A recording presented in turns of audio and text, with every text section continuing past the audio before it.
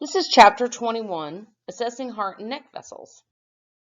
The objectives for this chapter are describing structures and functions of heart and neck vessels, discussing the risk factors for coronary artery disease, and observing an interview of an accurate nursing history of the heart and neck vessels.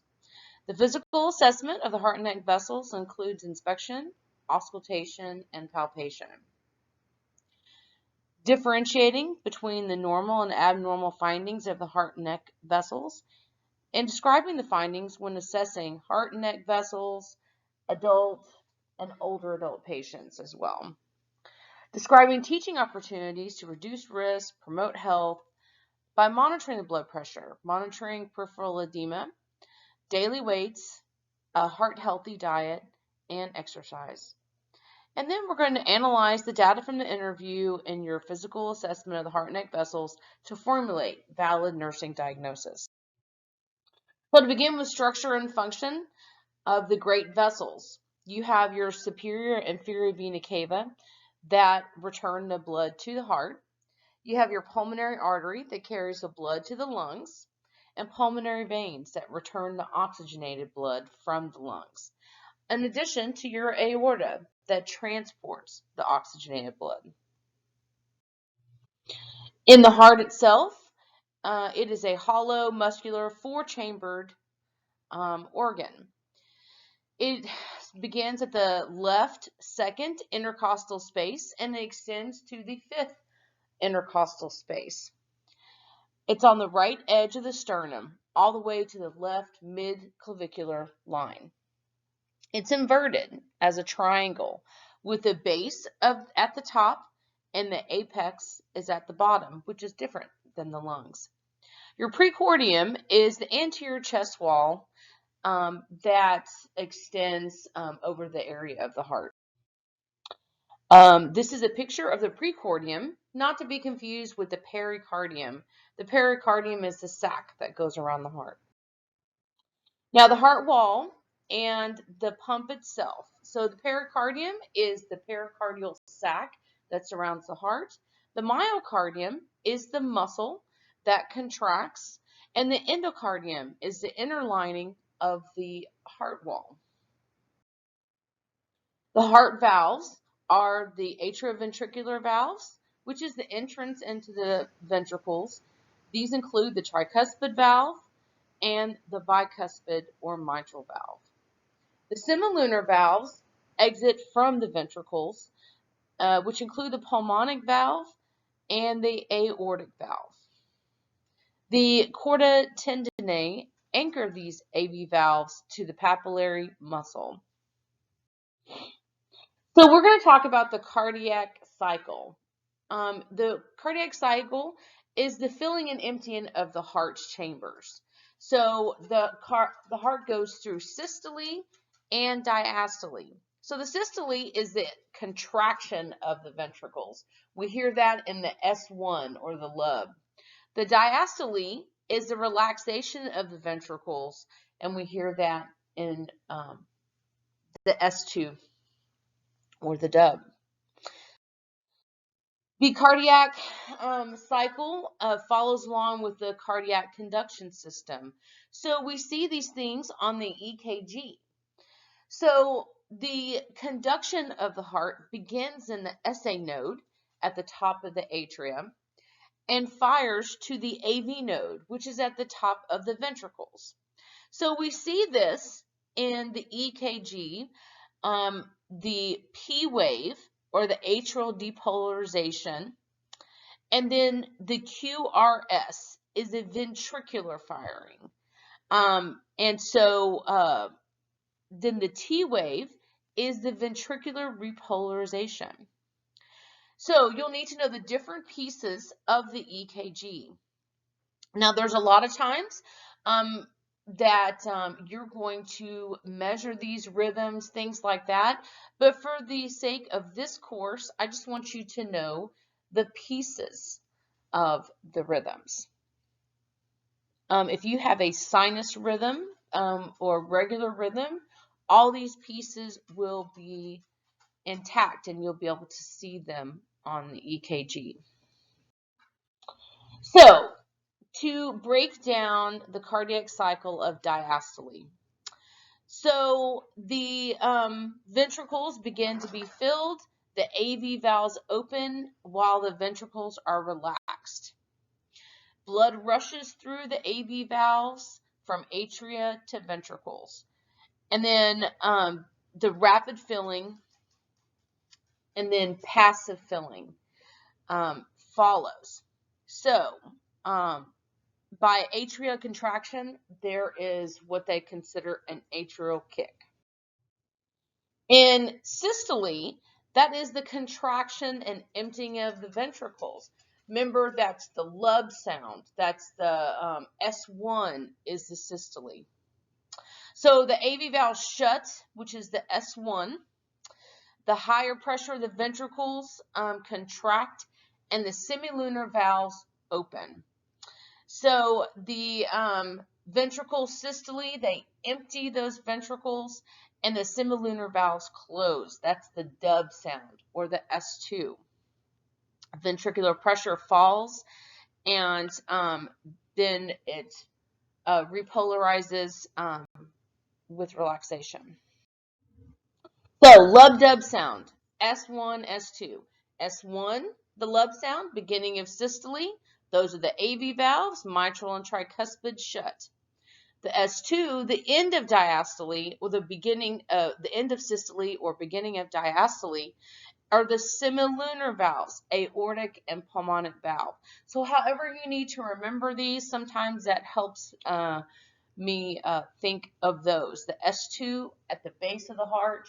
You know, when we listen to the heart sounds, we listen to aortic and pulmonic and the at the base of the heart, and we'll talk about that in just a minute. Now, there are sometimes there's extra heart sounds when the heart has overload of fluid, and we call this an S3. There's a physiologic S3 and a pathologic S3. Physiologic S3 is more in children or pregnancy, as the cardiac volume in pregnancy increases quite a bit. But pathologic S3, we see the S3 as the earliest sign of congestive heart failure. We listen to extra heart sounds and murmurs with the bell of the stethoscope. Now, there is such thing as an S4 or atrial gallop, and they have very similar backgrounds for physiologic and pathologic. And basically, it's irritation of the heart. The valves are not closing completely. Again, atrial gallop. Now, there's another heart sound called a pericardial friction rub. And we talked about the pericardium, which is a sac around the heart. And similar to the lungs, it has a fluid lining there to provide a friction-free pumping mechanism. And so if that fluid, for whatever reason, is not there, the heart and the pericardial sac may rub against each other and cause a rubbing sound. Inflammation can cause this, like pericarditis, but it sounds like a grating sound, really uncomfortable for the patient. It can cause some pain. Now, heart murmurs. There's a lot of different kinds of heart murmurs, but for the sake of this course, I just want you to know it's turbulent blood flow through incompetent valves. This swishing or blowing sound can be from a small amount to significant. You will not have to grade murmurs in this class, but you need to know what it is, what's causing this sound. So there's physiologic murmurs and pathologic murmurs. Sometimes fluid overload, things like that can cause that blowing or swishing sound, that increased blood flow that's temporary from pregnancy, or athletes sometimes when they're working out may have this increased blood flow while the body is working with them. But the pathologic murmurs are structural valve defects, whether it be something that was at childhood or something that's a new onset.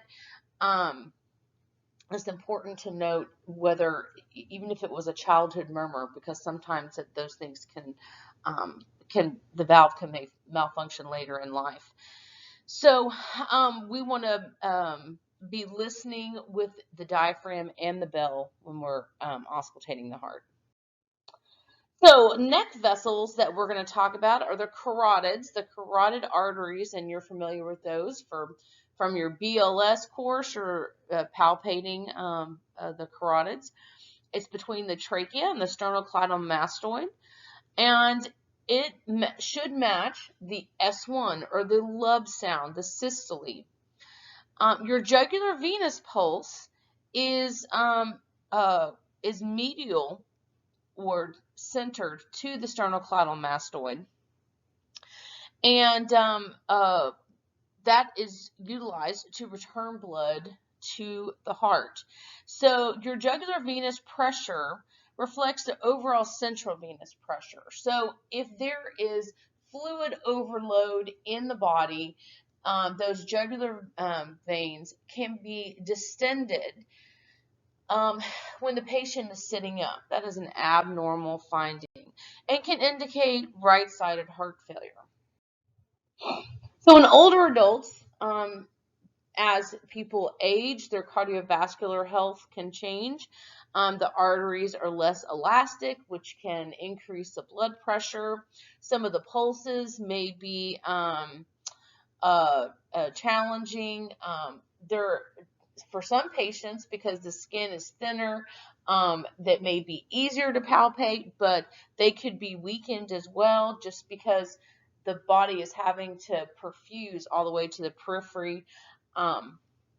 Sometimes there is some valve changes as people get older. Those valves structurally can be challenged, and this can predispose your patient to different types of arrhythmias if there are some conduction issues as well. So the last thing we talk about quite a bit is orthostatic hypotension.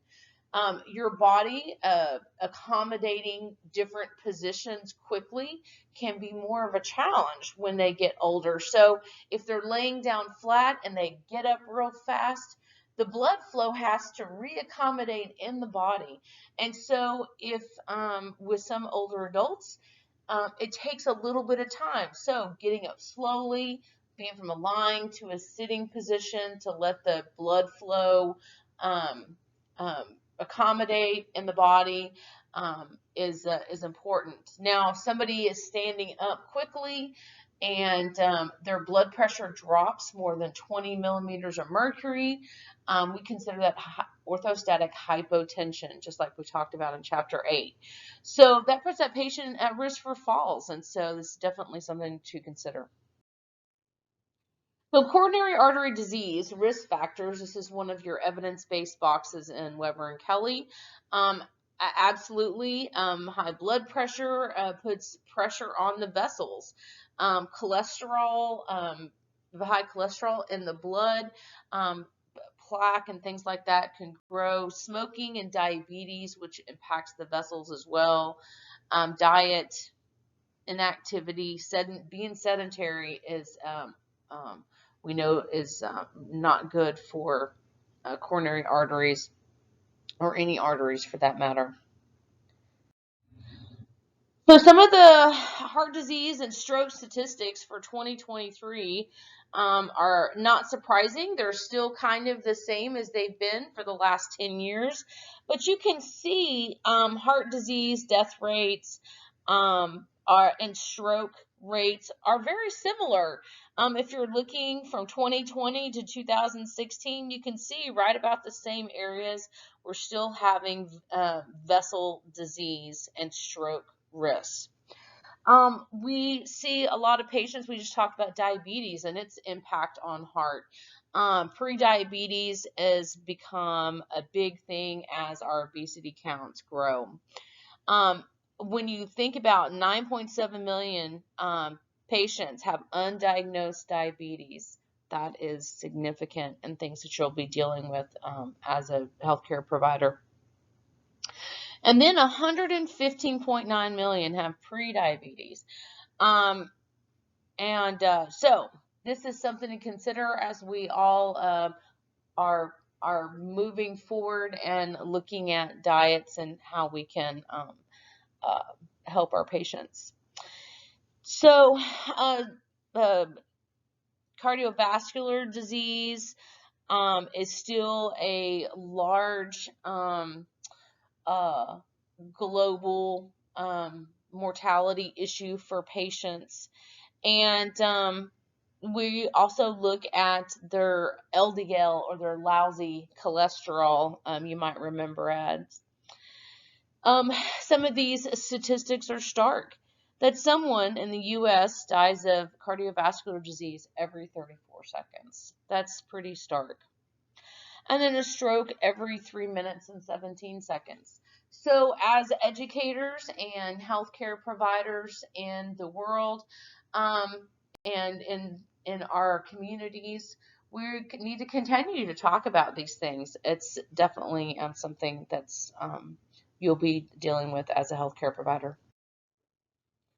So when we're talking to patients about heart disease, sometimes it's obvious that somebody's having a heart issue and sometimes not. So you, as the knowledgeable person in the room, will ask the questions. Any history of chest pain or tightness? Any shortness of breath or orthopnea, which we know is having to position with pillows sitting up at night? Any heart racing or palpitations? Any cough, productive or not? Cyanosis, the bluish around the mouth, pale skin or frequent fatigue. Those are major signs of heart issues. Swelling, dizziness, waking up in the middle of the night having to urinate. Heartburn, frequent heartburn. Any cardiac history or murmurs. Last EKG, last blood values. Any medications that the patients that are on. And family cardiac history, we know there's a genetic component with cardiac, hypertension, stroke, things like that is important to note. And lastly, do they have any habits? The physical inactivity, the obesity, smoking, drinking, those type of things is definitely important to know. So women in heart disease is even more challenging because still 1 in every 4 female deaths are from heart disease. And sometimes they have had no previous symptoms, or the symptoms are not what you would expect. They have asymptomatic heart disease. So there are a few things that if recognized may be concerning, but just you wouldn't have thought of it. So chest pain or discomfort, maybe arm pain, maybe back pain, maybe neck pain. It could be any of those things, even upper abdomen, and it may be mistaken for indigestion or something like that. But if the patient thinks they have indigestion and they're taking Tums and Pepcid and all these type of things, and nothing is helping the indigestion, that might be worth pursuing. Especially extreme fatigue. We know that patients who are not getting the oxygenation that they need or perfusion they need can be very, very fatigued. So that is something that we see with female patients. And then shortness of breath. Again, if we're not getting the oxygen from the blood, from the heart pumping, etc., that can also cause some shortness of breath. So for older adults, we always look to see, do they have a history of or heart or lung disease, hypertension, cardiovascular disease, any other emphysema or bronchitis that have inflammatory responses or things that might cause hypoxia. Do they have any history with medications, or are they taking their medications and monitoring the way they're supposed to? Medications like digoxin and some of these other arrhythmia medicines, we should be checking their vital signs, and so we want to make sure that we're giving these medications safely, or that they're receiving these medications safely. If your patients have other activity things around them that may be a challenge, they may require assistance with their ADLs because the fatigue from any heart disease. That's important to note if they require a walker or a wheelchair, etc. So shortness of breath related to activity or pain when they're breathing, recurrent cough, that stress on the body would be worth assessing cardiovascular-wise. So when we're doing our objective examination, we're going to prepare the patient, and their head of bed should be laid back essentially 30 degrees head of bed up. We're going to auscultate and palpate the neck vessels. We're going to have them, turn from side to side, and we're going to listen to their chest, obviously. So you can stand on the person's right side is ideal, but if that is not comfortable for you, you can stand on the patient's left side, but right side is optimal. We're going to drape and only expose the skin that you're going to be auscultating. So if you're listening to the heart, we're going to drape around their breast tissue. You're always going to talk to your patient about what we're going to do, because we're not going to listen over breast tissue. You're going to have them displace their breast tissue so we can listen as best as we can against the chest wall.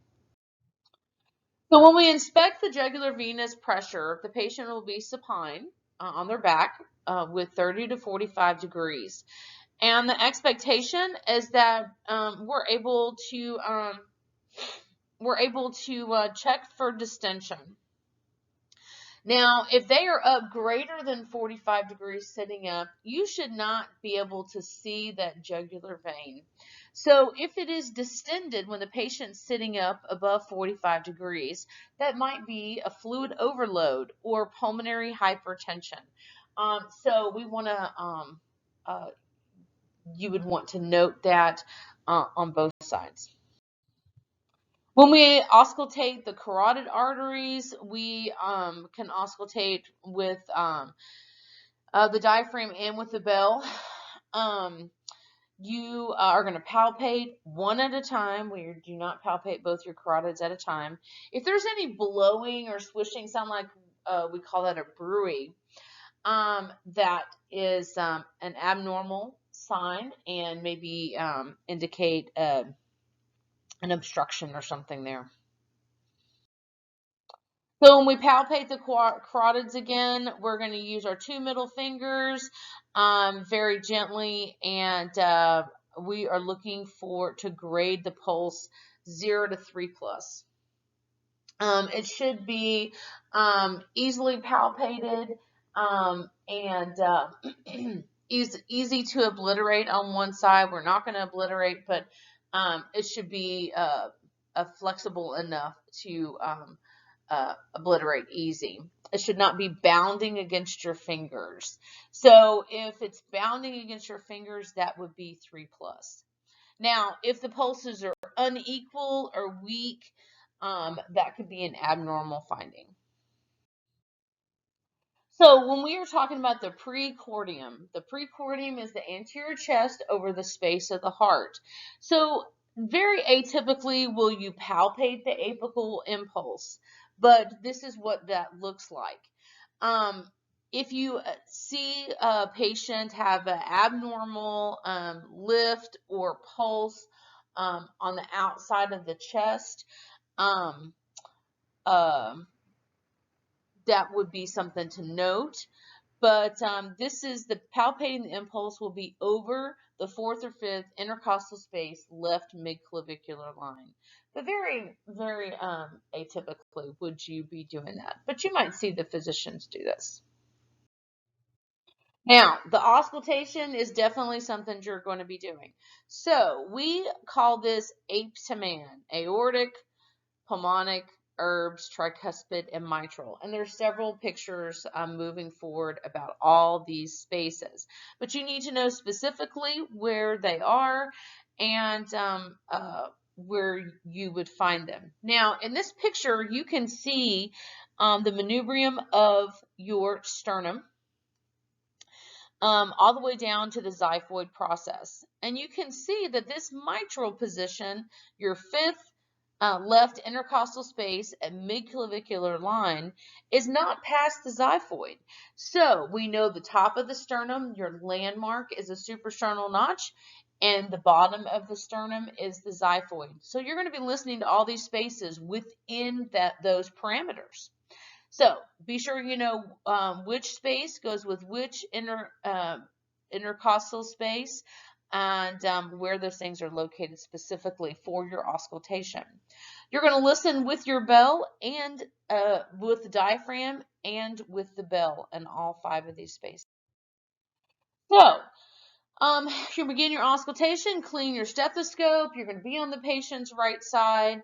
We're going to be listening for rate and rhythm. So the rate is regular or consistent, and the rhythm. So we're going to count the rate, and then the rhythm is the consistency. So if because we know your S1 or the lub sound should match the radial pulse and the carotid pulse. If the apical pulse, which we'd take that in the mitral position, minus the radial pulse is different, then there is what we call a pulse deficit. So what happens is if you're palpating your radial pulse and it feels irregular, we listen to the apical pulse and we see if there's a difference, because the S1 should be the apical or mitral pulse, the carotid, the radial, all those should all match. They're all the S1 or the lub sound. So that kind of tells us, is there a problem between the heart and the periphery? Are we having trouble perfusing somewhere, or is the arrhythmia originating from the heart? So again, auscultating, listening with the diaphragm over the entire precordium. We're listening for the S1 sound, the lub sound, and the dub sound. So the S1 sound is best heard at the apex or the mitral position. The S2 sound is better heard at the base or the aortic and pulmonary positions. We're listening for the murmurs, any blowing or swishing sound. And we can listen while the patient is supine or maybe even left lying if that helps. So in older adults that may have the orthostatic hypotension, we want to be careful in changing their position. We are looking and referring patients who have the elevated blood pressure. We know the stenosis of the arteries can cause elevated blood pressure, and that happens as people get older. Assessing the carotids carefully for these patients, especially if they have decreased heart rates. Your patients may be smaller in their chest wall diameter. They may have less muscle mass around their chest, and so you may see more bone structure easily. Sometimes that S4 might be heard for these patients. Not necessarily does that mean they're in fluid overload, but we would definitely want to note if we hear extra heart sounds. Now, one of the other diagnoses to talk about is heart failure, and you're going to talk about this a lot in every semester and once you get into your practice. So heart failure is decreased cardiac output. Circulation is backed up and congested in the heart and the lungs and eventually into the periphery. So it's the heart's inability to pump sufficient blood for systemic circulation. So typically the body will compensate with the kidneys, and when that system is not working correctly, the fluid gets overloaded into the body. So some of the symptoms that can accumulate, the pale skin, poor perfusion, shortness of breath as the congestion is backing up into the lungs with crackles and wheezes. The blood pressure is decreased because the perfusion is decreased. Dependent and pitting edema as fluid is backed up into the periphery. The earliest sign, though, of this congestive heart failure is the S3. The S3 sound is the earliest sign. So, another diagnosis that is being discussed is myocardial infarction. So, this is a blockage of a coronary artery. If there's a blockage by plaque, a blockage by a clot, the lack of perfusion to that space in the heart muscle can cause that space injury or death. So we want to, time is of the essence with these patients. There's very little time if there's lack of perfusion, or even a decreased perfusion to a space can cause injury. So we need to find out what is happening. We quickly do an EKG to see if the heart muscle injury is noted. Sometimes we'll see an elevated T wave. We look at cardiac enzymes for the values of CK and troponin. We assess for chest pain, and again, we talked about all the different types of signs and symptoms that could be happening, including diaphoresis, heart palpitations. When the body's not getting blood flow to parts of the heart, it goes into a stress response most of the time, but sometimes it is asymptomatic. So it takes a good assessment skill on the part of the healthcare provider to help navigate the situation. So we need to get oxygen to that space of the heart quickly. We use nitroglycerin to dilate the vessel to hopefully get some blood flow there. Some aspirin to reduce platelets or clotting, and morphine if pain is needed. But the biggest thing is to get somebody to the cardiac cath lab so that they can go in and see exactly what's happening with the patient. So time is of the essence. There's different types of interventions that can happen. Sometimes there's bypasses, cardiac bypass. Sometimes there's angioplasty or cardiac stents that can be put in place depending on the damage and where the vessels are.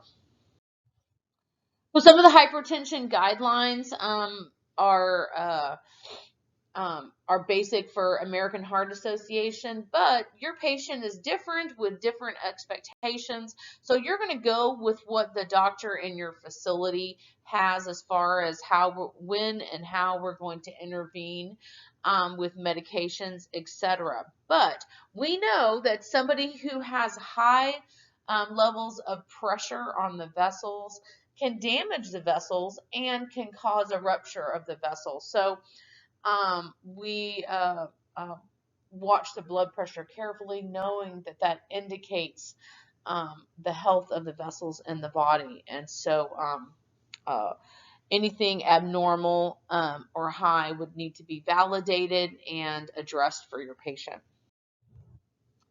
There are some cardiac health guidelines as far as dietary things, healthy eating patterns, regular activity throughout lifespan, vegetables, fruits, things like that, minimizing sugar and saturated fats, especially if somebody is having a cardiac situation or event. We're going to try to give them some healthy eating patterns for the future.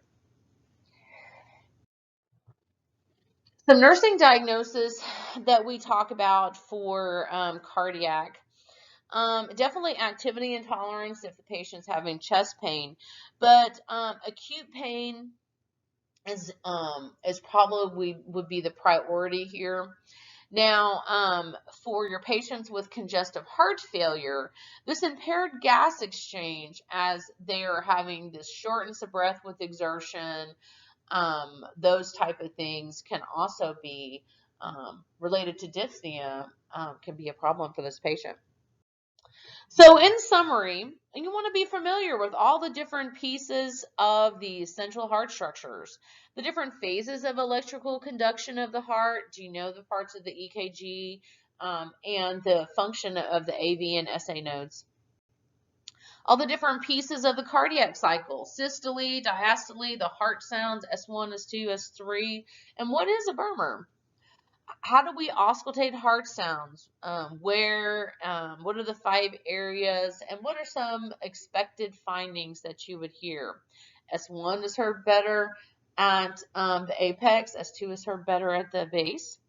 What are some priority risk factors for patients with coronary artery disease? What are some inspections for the proper procedure to inspect the jugular veins, the anterior wall of the chest, the precordium, and palpation? What are some of the proper procedures palpating carotid arteries and apical pulsations? Some of the expected abnormal findings. And also be aware of some of the impact of, the older adults and the expected findings for some of the older adults as well.